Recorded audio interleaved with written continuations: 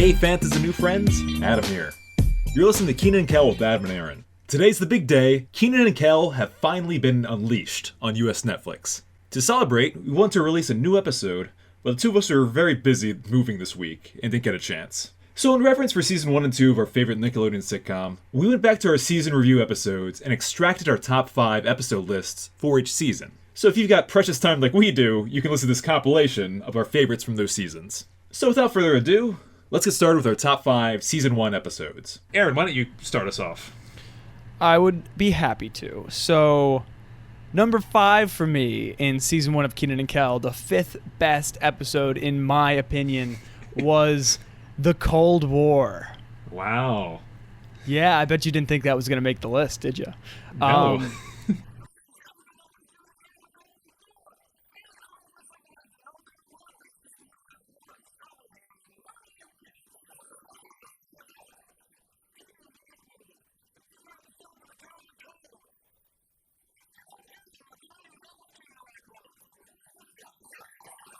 I love this episode because it's kind of like everything I love to talk about.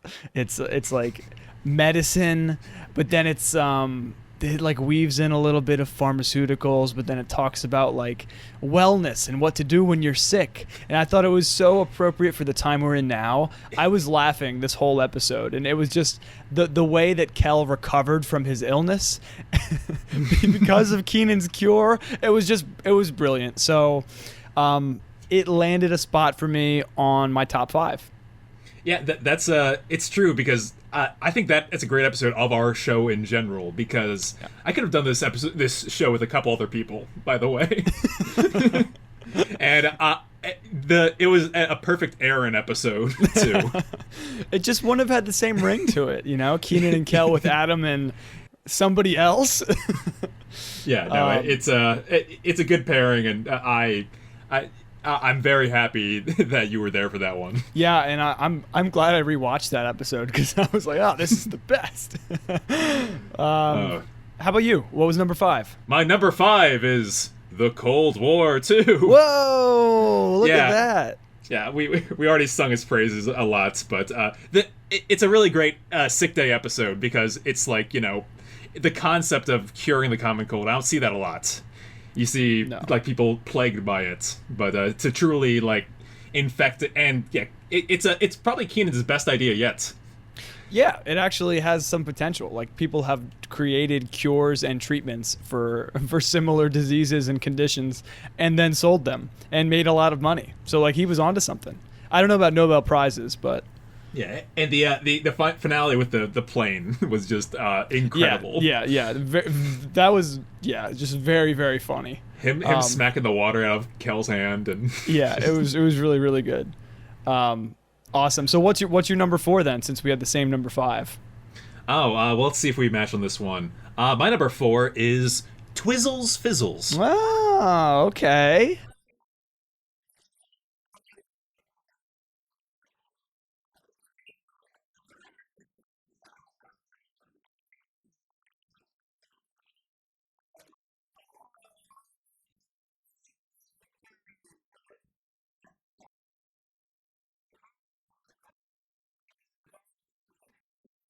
Yeah, Twizzles Fizzles is a real, again, we just covered it, so it's fresh in my mind, but, again, same formula that we know, but Kenan and Kel are at their peak, like they spend a whole season getting to know each other in this format, and you really see them, do everything that you could want.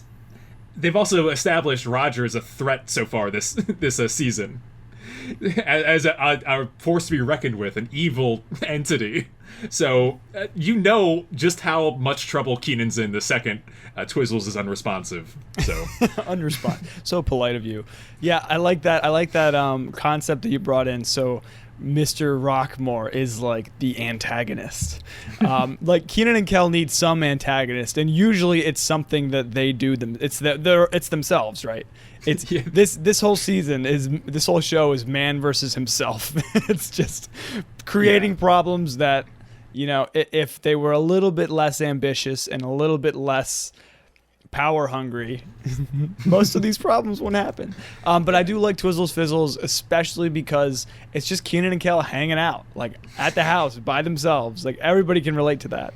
And then not doing anything all day. Well, it's like normally that wouldn't get them into any trouble, right? Exactly. Normally they would be like scot-free, just being in their own little bottle on their own. But yeah, the responsibility and Kenan's own sloth has spelled his doom. Spelled his doom, yes. Twizzles Fizzles, great episode all around. What was your number 4? My number 4 is probably on your list somewhere. Mo Sweater Blues. Ooh, yeah, that's a fun one. Ooh, this is a pretty sweater. Ain't it pretty? Look at it. Mm-hmm. Oh, man, you done drew it on the sweater. Got it all orangey. Wow, right there. Brianna's not gonna notice that. You right, because we gonna clean it. Come on, man. What do you love about it? So what I'm noticing now is when I'm trying to recall episodes, I pretty much just remember like the main scenes. And so that scene in the restaurant, well, first off, the scene at in the family room where they initially get the sweater dirty and they're scrambling around trying to clean it. And then when they're in the restaurant and they're just going back and forth and they fix it. Like they fixed the sweater. And then they came all the way back. Yeah, and then they ruin it all over again. They fixed it in the most ridiculous way possible. Yeah, it's so sweet when they like went all the way to Rigby's and their crazy antics paid off. Like it worked. They were scot free. Yeah, right. there was like an actual payoff. There was an actual moment of success. Like they were triumphant, and then, of course, they weren't. So that was my number 4, Mo Sweater Blues. Very good. Let's talk about top 3s. Go ahead. What do you got? Well, my number 3, we already covered, Twizzles Fizzles.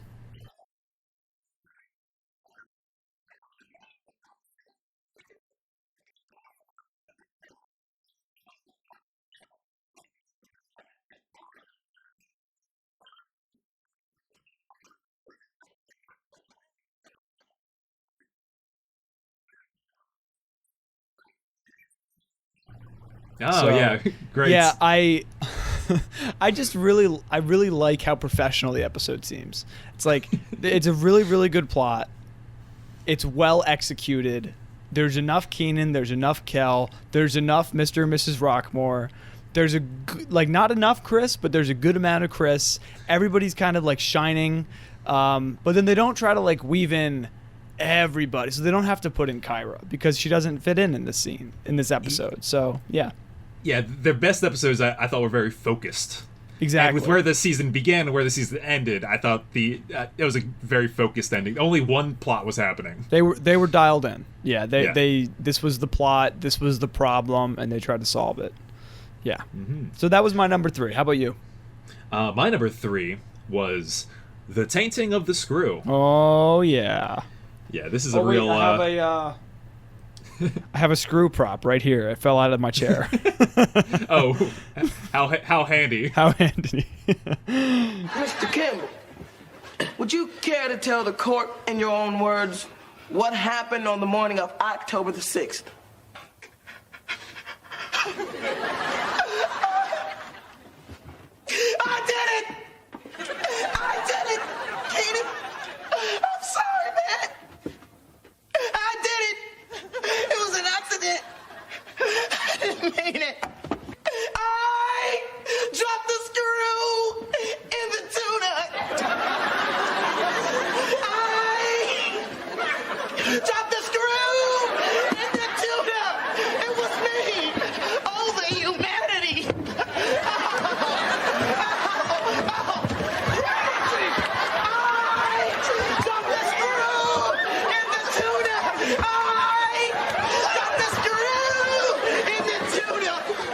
Yeah, it's a special one, and it's so how early it is. The second episode, like they knew they struck gold, like just right out of the gates. Great idea, focused episode, like we compliment the other ones for, and just so funny. Like the lead up has a bunch of good jokes too. The Luna tuna scene, the dream sequences, and the courtroom finales, unparalleled. Yeah, it's one of the best scenes in the history of the show, like without a doubt, no question about it. It's right up there with some of the best orange soda moments. Yeah, it definitely makes the top 5 for scenes, but yeah, we talked about it plenty. What's your top 2? My top 2 is I don't want to get repetitive here, but Tainting of the Screw is number 2. I'm like one step ahead of you. You are, yeah. So, again, funny. It's just so funny and fun. I get to really enjoy this episode. I could watch it right now and get the same laughs. So yeah, really, really funny episode. It's just a good time all around. Yeah, I dropped the screw in the tube. People just remember that scene. People don't remember anything else about Kenan Kel. Like I could say that I could walk in the middle of Philadelphia and just start screaming that, and somebody would like point at me and laugh. Yeah, and I don't think people appreciate how great the rest of the scene is. Yeah, because it's not that he's like climbing over like the judge's quarters, he's like doing shaking her. He's doing the thing where his like knees are touching and his feet are like inverted and. Yeah, Kenan, we're still boys, right? Don't take me to jail, man. Just. It's amazing. And then before that, when he high fives the bailiff. Yeah, the scene starts off good too. And yeah. Oh yeah. I have a feeling. Did you say your number 2 yet? I did not. Oh, go ahead. And I think so. We have the same top 5. I'm pretty certain. The order is a little juggled here. It's Mo Sweater Blues, isn't it? My number 2 is actually Merry Christmas, Kenan. Oh. Is that your number 1? Dun, dun, dun. That is my number 1, Adam. That is the only 10 that I gave this season. Yeah, and it's well deserved too. It's a magical outing. Open this one. It's from me. You got me a present? Well, don't act all surprised. Open it. You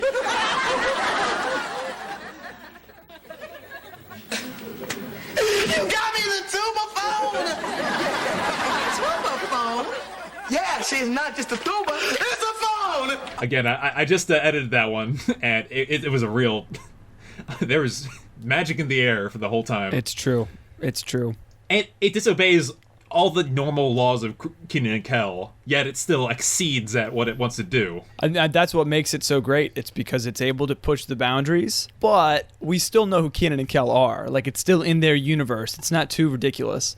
But I love it because it lets us see a little bit deeper about who Kenan and Kel are. And that helps us to connect with them further in future episodes. Because I could see people starting to not like Kenan because he's so lustful. And he wants so much stuff. But it's hard to not like Kenan when you remember this episode. Yeah, no, it forgives him. It absolves him of like the rest of the show. Yeah, precisely. Deep down, he's a good person. Yep. And there's some real tearjerker scenes. But yeah, it's a perfect time. And the other thing I think we mentioned in the episode, but we talked about it in detail, but it's Christmas as like all heck. Like they do every possible thing you could do in a Christmas special. There's sleighs, snow, caroling, Santa, songs by the fire. Santa, mechanical Santa beating up a beloved store owner. Toys, gift giving, family meals. Yeah, they touch it all. Yeah. It's just like neighbors helping each other out, and yeah. It's a good episode. It's a great Christmas episode too. Couldn't agree more, Adam. And I even enjoyed watching it in the middle of July, and you guys listening to it in the middle of August. Yeah. So the last one here, my number 1 is Mo Sweater Blues. Had a feeling. Tell us what you love about it. All right, spot's gone. No, it's not. I need some more water. Move. Look. Oh.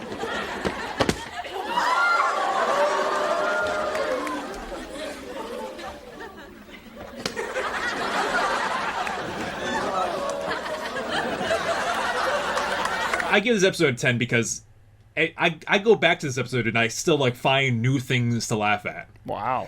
Not only that, but it does the formula perfectly. And not only that, listening to our podcast, like, maybe casually I'd say, it's a 9 out of 10. But because we had the build of all the other episodes, and it pays off in, like, a show with a tight continuity might. Right. Like, the girl that he's dating, Brianna, she's from another episode. Yes. And, like, yeah, the props are from other episodes, like Chris's fire hydrant. And Kyra and Kel's, like, you know, her fawning over him. It's all, like, paid off. Orange soda, everything's covered, and the Chinese restaurants. And not to mention Kel's kind of what today we might call a problematic joke. Mm-hmm. But if you are a fan of comedy, it's very funny. There's other stuff to laugh at. There's other stuff to laugh at if you don't like that. Exactly. Just the concept of ordering like a bunch of like meatballs and stuff like the that. Concept of using another language and saying words, but they are not the words you wanted to say. It's like really, really, really funny. So yeah, I agree. It's a great episode, especially when they drop the sweater in the the frying pan or the grease. Yeah, everyone's in perfect form. Like Chris has 2 scenes, and other episodes like Twizzles Fizzles, he has 2 scenes, and they're not great. But in this one, they are amazing, and he does great. So believe it or not, I think it's great, and the best one of season 1. You really sold me on Merry Christmas, Kenan. Oh yeah, that's I didn't appreciate that episode nearly as much as after the fact. After we were analyzing it and talking about it, and then of course you shared that story with me. So that's my number 1 for season 1. Yeah, no shame there. I gave both episodes a 10. Yep. So like that's properly rated. But yeah, no, that's the top list. What should we do next? How about we do our honorable mentions, because they just missed the top 10 or top 5. Yeah. So I asked that we get 2 of them because there's 14 episodes in season 1, so it's kind of like, oh hey, this is the top half, right? Like it's a top 5, and then these 2. Here, why don't you start so I don't just talk about your episode a lot? Okay, so this one is one that we haven't talked about yet, but it is definitely the most cross-referenced episode of season 1, which is Doing Things the Hemingway. What is all this junk? A cactus? A bowling pin? A hair dryer? A cell phone?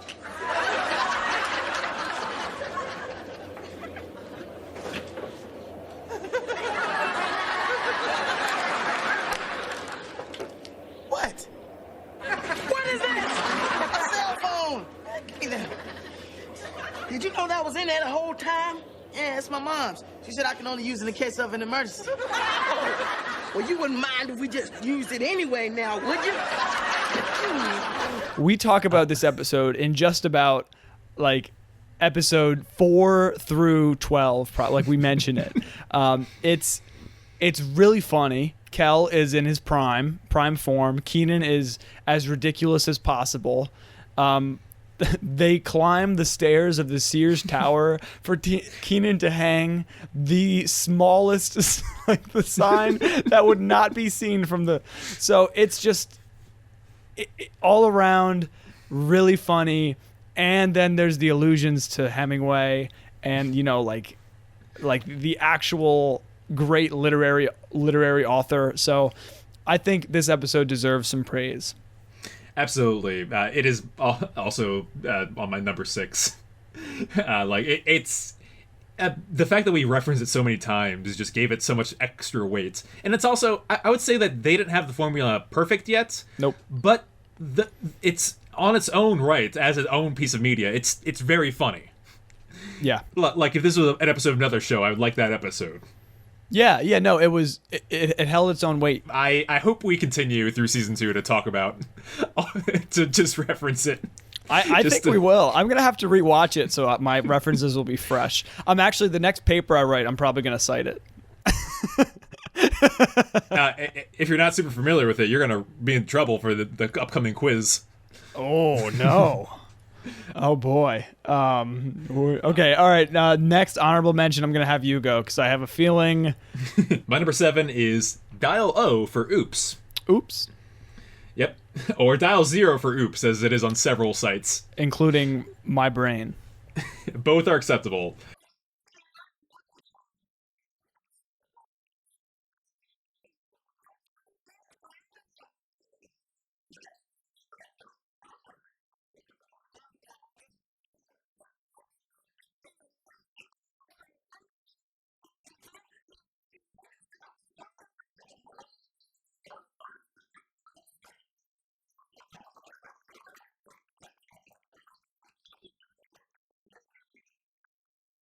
The scene in the middle of the episode, the middle of the first act, where they do the phone call with each other with the fake shoe. And Yeah. Oh, that's brilliant.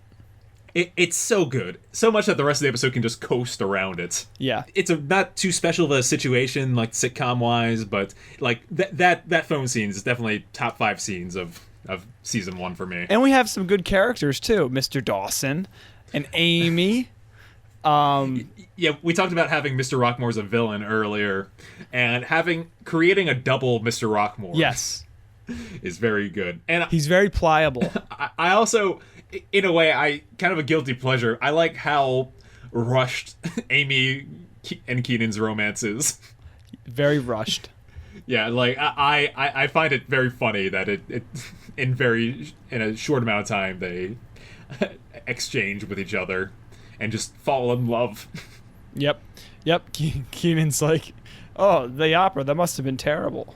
He's like, oh, no, I love the opera. I am a fan of Dial O for Oops, except that it does give me crippling anxiety. Yes. that like last, all I think about when I think of the episode, I don't think about that middle scene. I think about that last scene where they're spraying water down the whole house and Kenan's trying to tell a story and Kel's switching the tape, and then it's just like, it makes you want to crawl your skin, which I'm far enough removed from it, but if I watched that as a kid, I would just be squirming like gives crazy. you the heebie-jeebies. Yeah. So my second honorable mention, my number 7, is Diamonds Are for Roger. Oh. Yes. The Diamond Bandit is your daddy. But bad dad. What you gonna do? What you gonna do when it comes for you, bad dad? Oh, why you do it, Mr. Rockmore? Another great episode. It almost made my. I had the same score for this one and Dial for Oops. Mm-hmm. Yeah, I chose this one instead of Dial O for Oops because that was also on my list. I chose it just because of how silly it is. Like they're gonna break into a diamond store. First off, the whole reason they got into the predicament was just them thinking that his dad looked like the diamond thief. Yeah, so they immediately start like the jokes are pretty crazy in this one.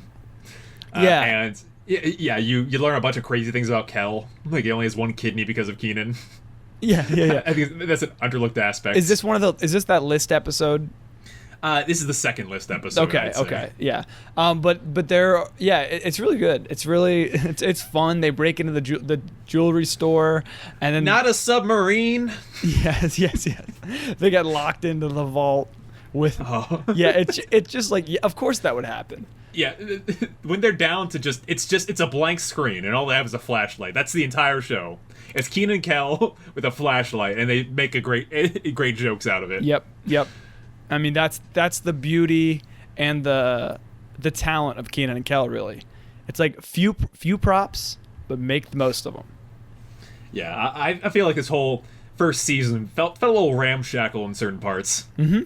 For sure. But they pulled it together in the end, and like the characters are what are delivering it. Kenan and Kel deliver, and that covers it, you know. Yeah, and I touched on this in the intro, but we really do get some good character development for the upcoming seasons. It's like we set the groundwork for how their relationship works, how their relationship with each of the main characters works, and of course it's subject to change over time, but it's like we know who they are.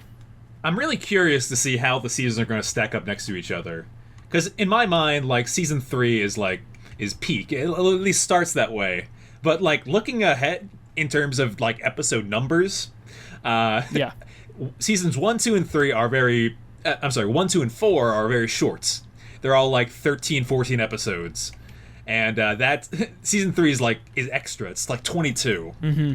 So I and next season's when like they recorded like filmed Good Burger and all that stuff.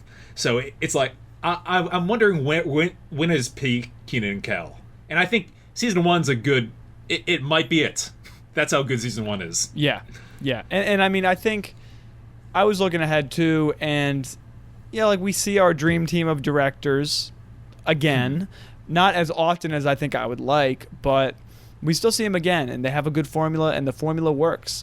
I don't know when the peak is because I haven't watched a lot of these future episodes in a long time, but season 1, like, very, very refreshing to see such like a fun TV show.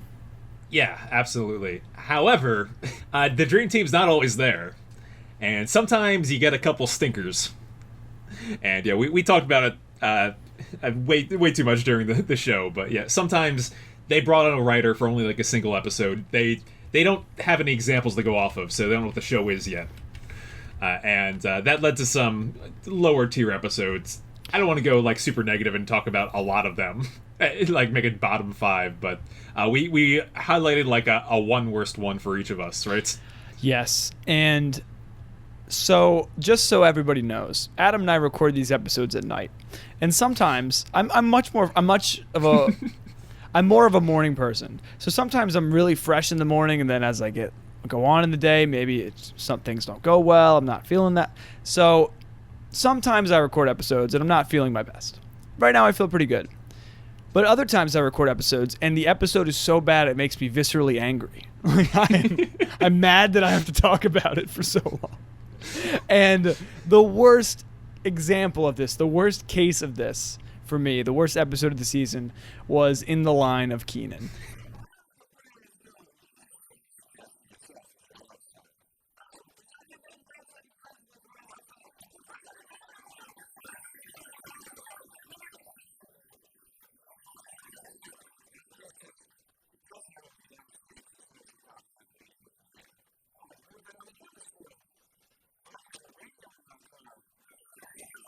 Just an abomination of 22 minutes of my time, which turned into an hour. But just nothing works. It's so stupid.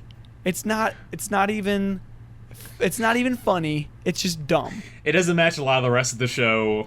The president's kind of is a big jerk, and you just have to watch him jerk it up a lot. I fully support having that low on the list. Yeah, and then they have this fixation with the slushos, and they think that one gimmick is gonna carry the episode. It's like, no, it doesn't. Nice try, but so anyways, I'm gonna leave it at that. You said not to get too negative, so I will. Hey, I will turn off my microphone right now. No, this is the airing of grievances. So I have a different bottom episode. Oh, good. And it's just because of how much I think it doesn't work, and what they think works maybe worked at the time, but like later doesn't in a current light. And that is Da Bomb is a bomb. That's your last episode. That's my bottom episode. Wow. Everybody say orange.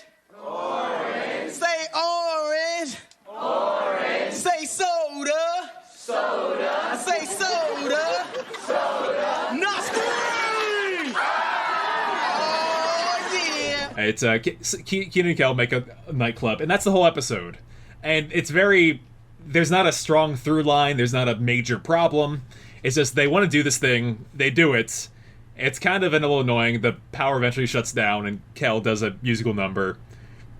And that's it. Like, I don't like the Kyra subplot. I don't like the Kel's new lady friend subplot, and how the two of them interact, and it just ends with Kyra locking her up and like just going ha ha. That is a really bad subplot. Yeah, and the rest of the episode, it just kind of fizzles out after the musical number. And I do not think the musical number is noteworthy. Totally understood. That's not the best episode. One that we didn't mention that I will briefly mention because that could have been either of ours is Safe and Sorry. So Yeah. it was okay. It had its moments. It had its wonder and awe. But I want to throw that in the bottom 3 because didn't quite fit. I'll place it there as well. I only give it a 5 out of 10, just because it's okay. It does what it averagely needs to do, but there's a reason why. I know exactly why that one's not found on Amazon, because it's a stinker. Now, on to our top 5 episodes from Season 2. Would you like to start us off with our number 5? Number 5. I would love to. My number 5 episode for Kenan Kel Season 2 is Clowning Around.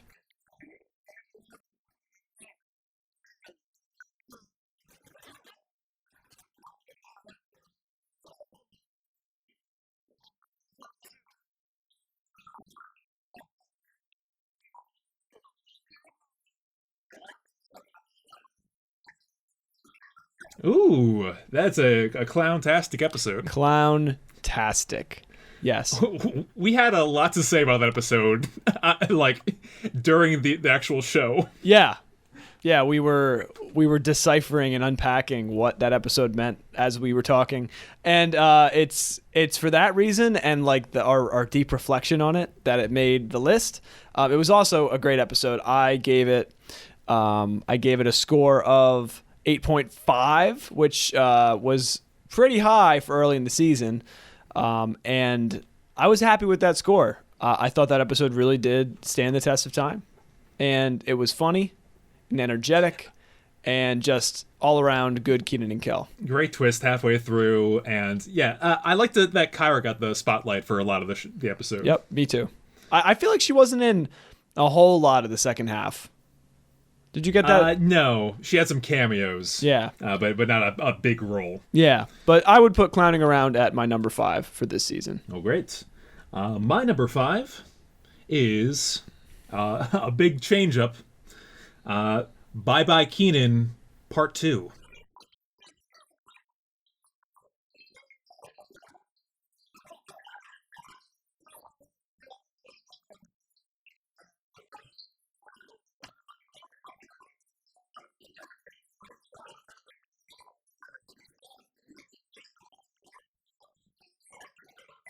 Oh, it made the list. I had a come to Jesus moment. I knew you after would. The last one. I knew you would after that perfect score. Yeah, just Or almost, after just about. editing, thinking about it, and like going back on like my opinions from way back in the day, it does not deserve to be ranked above Bye Bye Kenan Part 1. Thank you. Yeah, no, it's not as important of an episode. It still, though, is a really good top 5 worthy episode. A lot of laughs. I love the janky broken down house.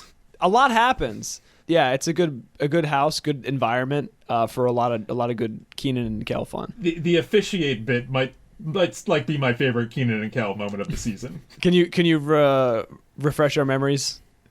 Sure. Kenan in class is asked to define the word officiate. So he stands up and he proclaims, "A man got sick because of officiate." And Kel was busting up, and everybody else was just Silent. stone cold. Yeah, no, so it's an excellent moment and an excellent episode. And a good end to Roger's arc, which I didn't even realize we were going to get. So Roger's, yeah, we had a real Roger individuation moment here. Like where he actually realized that he didn't like what he was doing and he wanted to change his life, but he couldn't. A lot happened in this episode. Like a lot happened. It was pretty packed. it's corner to corner with jokes, which is why I definitely value it. Right. Yeah, they brought out all the stops. I think there was probably more room for jokes because we weren't switching scenes a lot. Like it was mostly in the house and then the school right. and then the park ranger place. Let's talk about number 4s. All right, do you want to lead the charge? Yeah, okay. So my number 4 is The Lottery.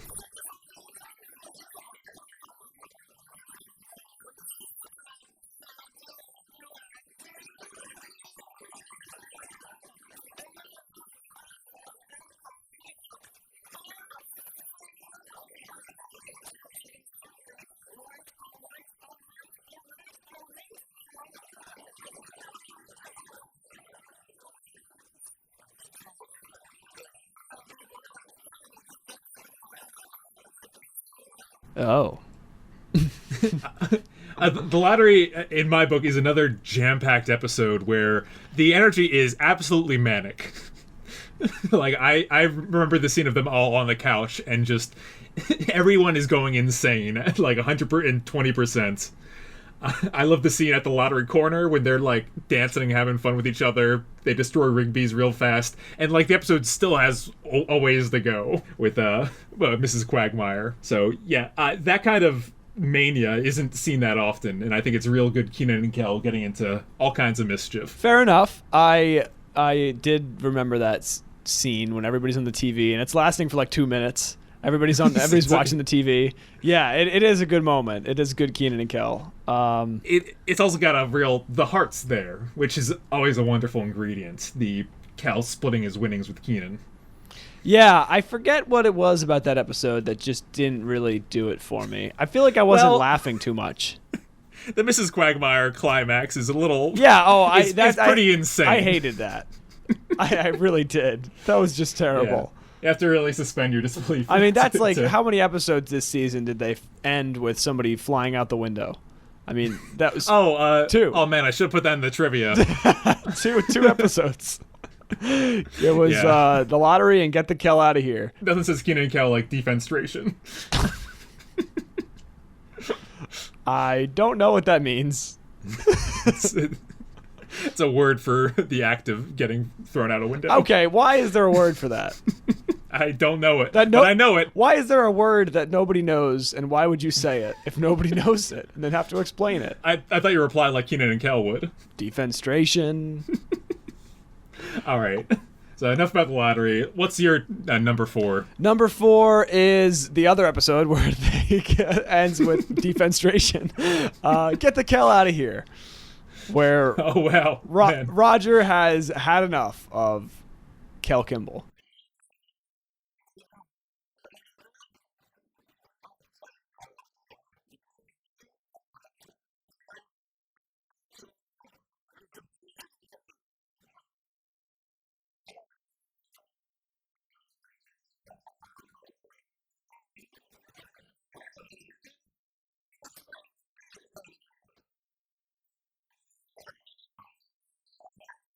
Yes, that boy is a pimple on the face that is my life, as he says. The build up in this episode in the beginning, like just like jab after jab from Kel, and is this the ham episode? It is. Yes. Yeah. Well, I mean that episode. I mean that bit is just so. They're at the ham restaurant, and what is it called? Do you remember? Yeah. That should be a trivia. Meats? No. I'm sorry. That's Turkey Day. That's the Turkey Day. Yeah, that is Turkey Day.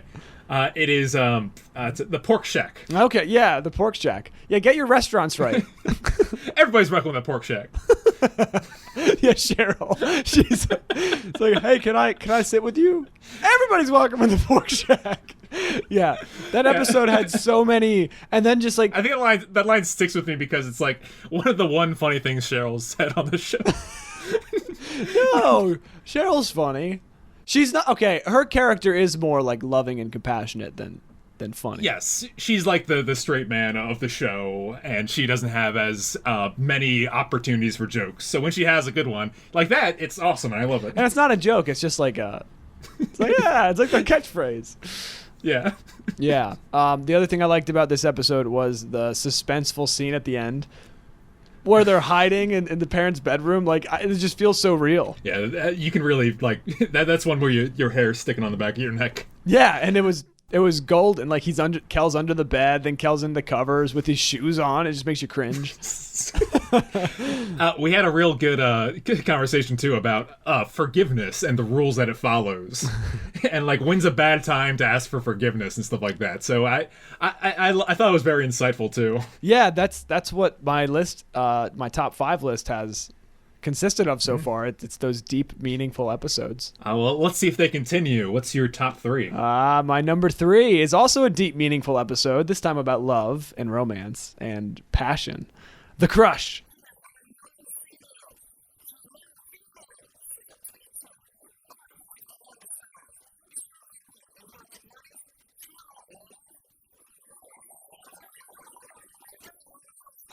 I love the Crush. Speaking of which, Adam, we're trying to get sponsored by Fanta, and you just opened a thing of a can of Fanta, and you're talking about Crush. yeah, I hope that people associate Crush with Fanta now. This is painful. I am not associated with Adam in any way. This is the first Fanta I've had in a long time, and it's not very good, I will say. Stop. I'm sorry about that, Fanta. What's the expiration date? I know you're bad at. No idea, but it's please continue. Okay. So, The Crush. I watched this episode like 5 episodes too soon when we were doing the podcast. And yes, I was like, oh my God, this is the best. And then we got on to do the podcast and I'm like, this episode was so good. And Adam's like, yeah, Who Loves Orange Soda is a good episode, kind of. And I was like, what are you talking about? So I watched the wrong episode, but The Crush, the first time I watched it, I was cracking up. I think I like it so much because I am a teacher and I substitute. That doesn't happen. Yeah. But just like the level of intensity that it like escalates to because Kel's egging him on and like getting Kenan to like not really think that he has a crush on her, but like at least plant the seed. And then Kel's moments at the end of that episode were just like lights out. Amazing. I love the dynamic of the episode where you see Kenan being the one that gets squeezed for once. Because usually it's him giving like a Kel a hard time. Right. So that's great. And yeah, I think that we also had a good talk about it. With your insights is great because I love hearing just the breakdown of, no, she would get fired immediately for nowadays. Yes. Yeah. You can't crack a student's back. You can't turn a student around and grab them by the waist. Especially if he says no and shouts. Yeah. That's his learning, not yours. Oh, that was a good one. That was a good one. I feel like that applies in many circumstances. I think I also shared the one time I was in college and this girl that we knew was trying to crack my friend's back because she went to the chiropractor once, and I was like, "That's like trying to like to fix someone's car because you got your car fixed." Yeah. Oh, I went to the mechanic, and now I'm gonna fix your car. Like, what are you doing? That is not your learning. So, but yeah, the crush was fun, and then the dream scene in the Crush with the dancing. Like the really dramatic in the ball gowns and tuxedo. It's like we don't and the fog machine. You've had some very good cinematographic episodes too. Like I love the way that the that dream sequence was shot, and Clowning Around we pointed out had a bunch of crazy camera angle stuff. Right, yeah, Clowning Around had good camera angles. Yeah, I think I like I tend to gravitate towards the novel episodes. Whereas you really like the classics and the classic formula. Yeah, which is nice because that's you. I wouldn't want a Kenan Kel that was the same every episode, right? And I don't think you would either. No. I like how they get a little creative, and then you can tell they're still working within like the Nickelodeon, infrastructure. But I mean, that's how we all have to operate, right? You gotta operate within a box most of the time, and when you can succeed in that box, then you're like the best there is. Yeah, I mean, I tell people about this show all the time, and they're like, "I've never heard of it." And I'm like, well, you know what? I think you're missing out because it's really good. It's got a lot of really great moments that only a true Fanta would appreciate. I think that's our generation difference. Right. Because when I tell people about the show, they're like, oh, God, I remember that. Like I'm digging up like a 23-year-old memory for them. Yeah. No, I mean... It's not one of the most highly rated shows ever. So I've been listening to an episode of The Big Orange Couch where they interview one of the contestants that was on a game show from back in the day, called Guts. It was what the game show was called. Okay. And they were discussing there's some insight on how the Nickelodeon studio like projects were filmed. Ah, good. Apparently, the audience like on any given day was just imported from the Universal Studios like lot. Like, it's a theme park, so kids and parents would be there, and they say, hey, come on in and watch Kenan and Kel, like, perform today. Oh, wow. And then let them go. That's how it worked for Guts, and I assume it worked the same way for this other Universal Studio show. Wow, probably. Yeah, they probably sold it like it was a special event and only certain people get picked, and so you kind of want to be in the right place at the right time. And Yeah. So that I forget what you said that made me remember that, but yeah, the whole team that they assemble when they make these episodes, it's really something special. A little like bit of a live performance, a little bit of a yeah, it's balancing between almost like, it's not theater, but it's almost balancing between like being on a stage in front of people. I mean, it's the classic like way that sitcoms were filmed. But that's the other thing about it. It's like you're seeing the film's recap of a stage production. Basically, every episode's like that. It's not like special effects, like After Effects heavy. Right. There's not a lot of post-production on these episodes besides the transitions. What you're seeing is like what the audience saw. Yeah, and in that way, it's like a time capsule, because I mean, you watch a show today, it's like everything is crystal clear, and they like zoom in on people's faces when they're talking, instead of like Kenan and Kel, you see the whole scene. It's like you see the scenery is what makes the show what it is. Like you feel like you're there, you feel like you're in rooms, you're not just like talking with individuals. And it's a whole family ordeal, really. People say that about stop motion versus like CGI. Stop motion, like the clay figures and stuff like that. And like a lot of theory behind that is that it's something physical and real in front of them. And that I think that's a charm to Kenan and Kel. You see like the real stuff happening as it did to the audience on stage, as it is happening to you. Right. And I would imagine they do their own stunts.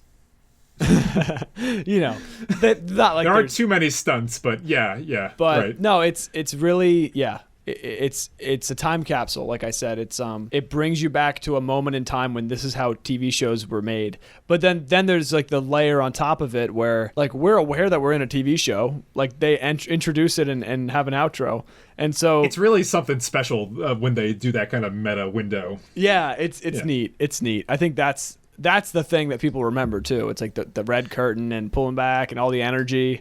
Yeah. So speaking of all the energy, my number 3 is Bye Bye Kenan Part 1. Uh-huh.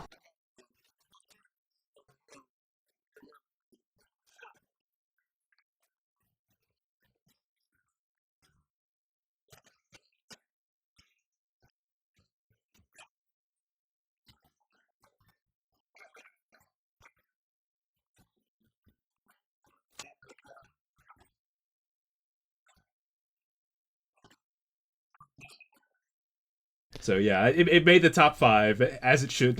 So these 3 episodes I bumped down. I sorted them that they're all the same score. So it's kind of preference where I organize them. And I this episode deserves serious credit because it delivers good TV entertainment and drama, even though the show is not built for that. Yep. Yeah, I was a little rough on it kind of the first go around just because I'm like, it's Kenan and Kel, I'm here for the laughs. And I was thinking about those sad Universal Studio kids that just want to see like are having like the worst day ever watching Kenan and Kel break up. But I think it ultimately it's a powerful episode, and every scene is done like better than the last one. Like the scene with Kenan's telling Chris that he's leaving is very emotionally charged, and yeah, and yeah, I know. I'm not trying to jump the boat or anything, but this is my number 2. So the perfect timing. Yeah, so I know. Yeah, might as well just riff on it now. This episode was good. I watched it back a few times because my Christmas gift to Adam was the oh yes the picture that Kel gives or wanted to give Kenan, and so yeah, I forgot to mention that. Thank you very much. Oh, you're welcome. I was blown away when I saw it because I was like, this is exactly what I wanted. Yeah, I've never I've never seen you that excited about a gift I gave you. Usually it's like, oh, this time it was like, oh, ooh, a learning opportunity. Yeah. That's usually what I give you a book. It's a great gift. Adam does not like 12 Rules for Life, everybody. He much would rather a picture of Kenan and Kel. Okay, so Yeah, I went back and watched that scene a bunch of times, and like trying to find out what the proportions were, which I think I got wrong anyways, but of that image. But there's this moment where Kel's like turning the doorknob, and you can hear like every single twist of the bolt and the knob. Like you can hear like the knob like shake, and I'm like, that's like the instability of that these two feel right now. It's like this loose kind of like, oh no, I don't know if this doorknob is gonna fall off. Like that's their friendship. And I went back and watched that, and I'm thinking like there were a lot of moments like that in that episode. A lot of just like there's no laughter in the background, no music playing. I mean, there's some sad music, but you know, just like no laughter, no music, just pure like emotion being shown by talented actors who are just doing a funny, goofy show. But they pulled them it sitting out. and being sad next to each other, which feels really genuine to me. Yeah. More than if they were just talking continuously. It's a really honest episode because losing friends is something everybody goes through. And it's like that's a real fear a lot of people have, and it's also a reality that people go through. And I just think, I think, you know, we came for the laughs, but the fact that they can make something so special. That episode is like one of my favorite TV episodes. Like it's just so good. Definitely. And it's the other heart of the show. We talked about that in the Christmas episode. This is another real emotional climax. I as we go into later seasons, like I'm not sure how they're gonna hold up to like season 2. Because my gut reaction is that season 3 like nailed it. I love a lot of season 3 episodes and stuff like that, but there's nothing nearly as kind of dramatic and soulful as this one. I almost feel like, you know, I mean, we're kind of halfway through. I know season 3 is a little longer than these other two, but I feel like this could have even waited a little bit. You know, like this episode was so good. I feel like it could have made its way into season 3. I feel like there was probably a desire for something deeper in the creators room, and probably expressed from Kenan and Kel. Like this is probably what I'm guessing, and they wanted to do like a little bit of more acting, a little bit more drama, and so they did it in season 2. I feel like it could have really fit in season 3 as well. They got the chops for it. That's the thing. They're not just talented comedian kid actors, they're also talented kid actors. And I mean, I think, you know, and they're not the best actors. No, it's not. We're not fooling anybody and trying to sell their acting to Broadway. But I mean, they are talented and they have fun, and they're like comfortable. Then they're comfortable enough to have fun in front of people and let people have fun at home too. All right. Well, let's let the Fantas have some fun now. And talk about the so I still got my number 2. Yeah, go for it. And then I'll let you do number 1. So my number 2 is Turkey Day. Aha. Kenan, it says even in the microwave, it takes 2 hours. I got the 2 hours. I know exactly what I do. Can I hold it? Yeah. Okay. Yeah.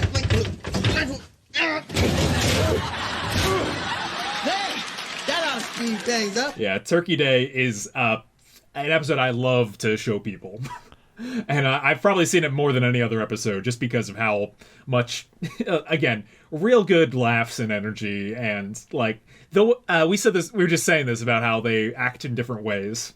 Like, I love when Kenan Kel in the kitchen, like, you know, trying to cook a turkey really quick. Then the microwave. Yeah, and then the microwave in the oven and it blows up. And after that, they channel a different energy, which is just them like destroyed, but still have like a couple more scenes to go through. Right. Devastated there. They like the family I thought was okay. But it was corner to corner with laughs and jokes, and like real. For all the Thanksgiving episodes in the world, this is probably one of the better ones. Yeah, they do Thanksgiving right. They do like the perfect Kenan and Kel Thanksgiving. I feel like the reason it didn't make my top 5 was because it seems like too many dreams that I've had. It's like it does feel like a bad dream, doesn't it? Something goes wrong and you're trying to fix it, but nothing you're doing is working.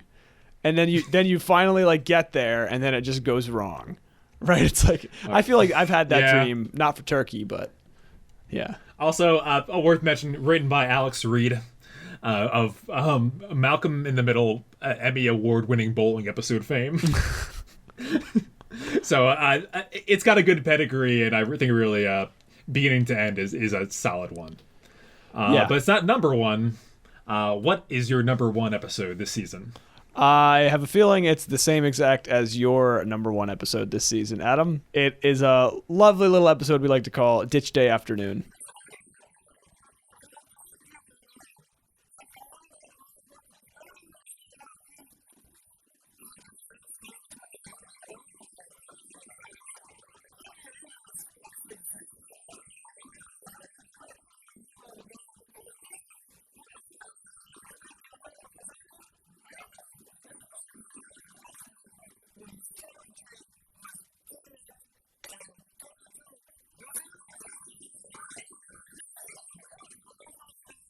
Yes, it is. It's just Ditch Day Afternoon. just the best of Kenan and Kel.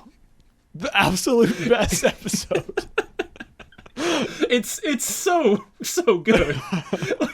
Well, like, so I was debating between Turkey Day and Ditch Day Afternoon, which was going to be my like number one. Oh, funny enough, both have day in the title. Yep. But I was just deciding which one was going to be my number one, and I was remembering Keenan's speech to the robbers. His motivational speech. I'm just losing it. Oh my god. The fact that they try to skip school and the messenger, and like they have to call a messenger, and that's the other comparison between these two. All the side characters in every scene is great. Yeah. Oh yeah, they do it right. And then the teacher and the messenger, was it Doug Delivery Man shows up and like says 5 words to Chris, but he says them all great. Yep. And the burglars are so bad. Yeah, they're also awesome. They're so bad at being burglars. They won $1 million in unmarked bills and $1 million in marked bills. A helicopter.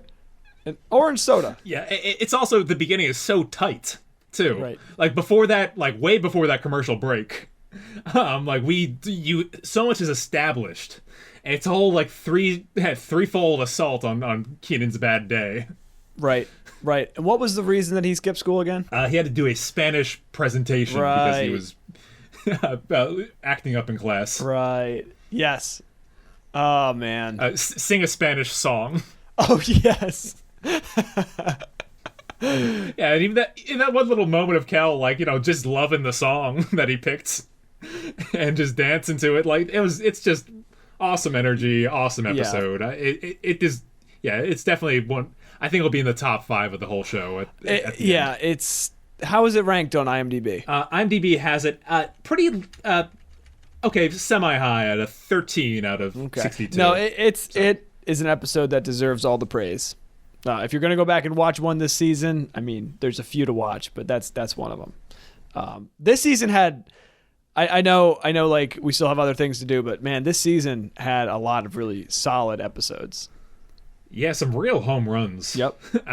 And like you said, way better than last go round. Yep. Speaking of other wins, let's talk about some honorable mentions. Okay. My honorable mentions are, one of them we've already talked about, Turkey Day. It almost made the list, but I had to squeeze the Crush in there just because I have a crush on the Crush. And yeah, funny enough, the Crush is my number 6. There you go. So I think we might have the same top 7. Mm-hmm. And your other honorable mention is Get the Kel Out of Here. I have another episode. I have another episode that we have not quite talked about in my honorable mentions. Real quick then, just want to say that Get the Kel Out of Here is a great time. All right, what's your last honorable mention? Okay, last honorable mention is Foul Bowl.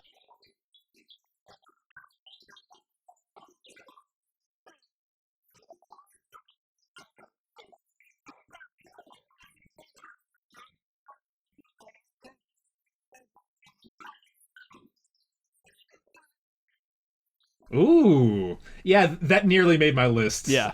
I mean, just like him slipping and then the hospital bed. It's like, it's just so good. The hospital like entering scene. Like, oh really. my God. When they, is that, wait, is that when they pretend to be, like Kel pretends to be a woman? Yep. Yeah, that is so good. Like, there's a Yeah. lot of hospital episodes, like, hospital scene episodes or stuff like that in sitcoms and TV shows. I think it's so funny. Like those are like some of my favorite, like comedy in hospitals, because hospital is so serious, and so comedy is like the opposite, and so I love that. But yeah, no, Foul Bowl was really, really funny, and it was touching. Oh, we had a funny episode review of it as well. I thought, not only was the hallway scene good, but like when they actually get into the room, it's like, well, now the situation gets to a point where Kenan has to deliver Kel's baby, which is any episode like that deserves to be on. It's just so good. Yeah, Ranked among the best. It's so ridiculous. And the old man fell down, right? Yeah, It's just yeah. So that's a great episode as well. So that's a pretty comfortable. What was that? Top 7. It's pretty much like the first the half of the season plus one. Right. Yeah. It was definitely the top half. So we won't spend as much time on it because I don't want to bring us down. But I love talking about the worst episode of this season too. Indeed. And I feel like we might have different ones on our lists. We will, because for some reason you gave this one a good rating, and I don't know why. In that case, I'll go first here. So my worst episode this season is Who Loves Orange Soda? Yeah, I knew that was coming.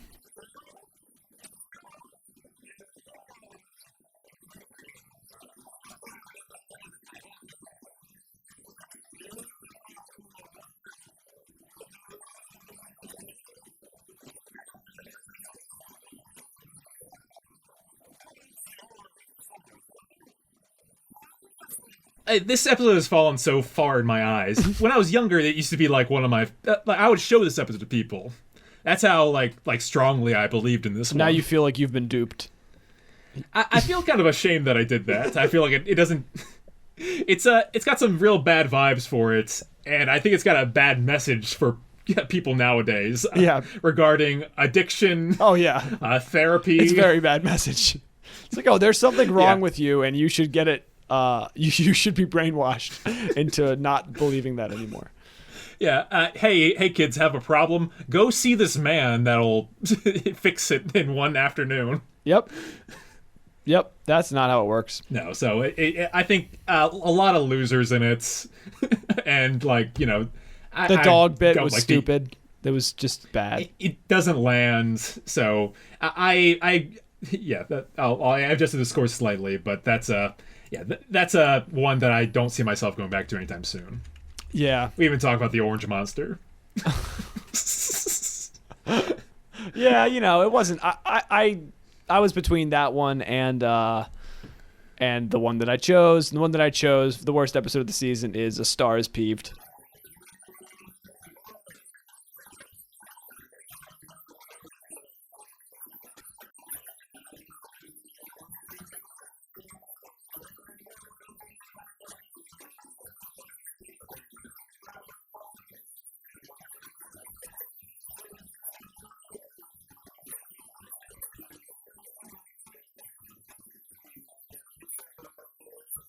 I really did not enjoy it at all.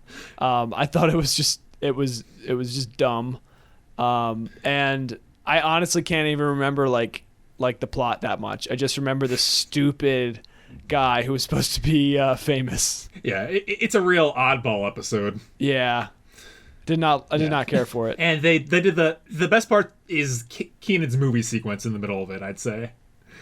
I don't Right. even remember it. I think this was one of those episodes I was really tired. It's the May the Pork Be With You scene. No, yeah, Kel had that musical number that didn't really land. Oh yeah. Oh god. I'm sorry. They spent so much time and money on that scene, and I'm just bashing it. I know. Some of my points for the episode is towards that, just because of the effort that they put in. But yeah. I mean, I respect the effort. It just there are few fails of that degree in the entire Kenan Kel like series run. yeah, they really messed up there, but that's okay because the rest of the season was pretty good. They made up for it. Boy, what a fun trip down memory lane. Our next episode will be out on Wednesday the 29th, where we'll be talking about Kenan, not Kel, and doing a new top 10 list. Until then, here it goes. Thank you for listening. You can send us an email at KenanKelPodcast@gmail.com or leave us a voicemail at anchor.fm/KenanKelPodcast. You can find us on Twitter, Instagram, TikTok, all at Kenan Kel Podcast.